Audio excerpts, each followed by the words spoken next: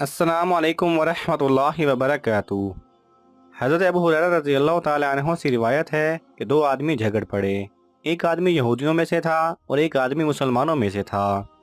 मुसलमान आदमी ने कहा, कसम है उस ज़ात की जिसने हज़रत मोहम्मद सल्लल्लाहु अलैहि वसल्लम को तमाम जहानों पर फजीलत अता फरमाई।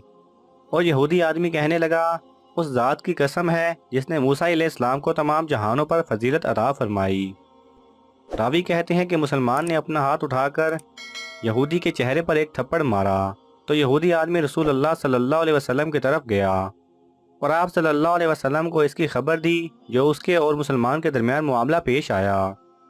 तो रसूल अल्लाह सल्लल्लाहु अलैहि वसल्लम ने फरमाया, मुझे हज़रत मूसा अलैहिस्सलाम पर फजीलत ना दो, क्योंकि रोज़े क़यामत लोगों के होश उड़ जाएंगे और सबसे पहले मैं होऊंगा जिसे होश आएगा।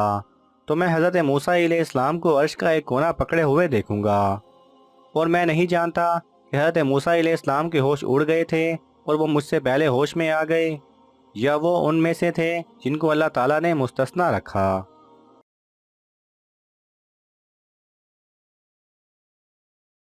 अगर आपको ये वीडियो पसंद आए तो इसे लाइक और शेयर कीजिए।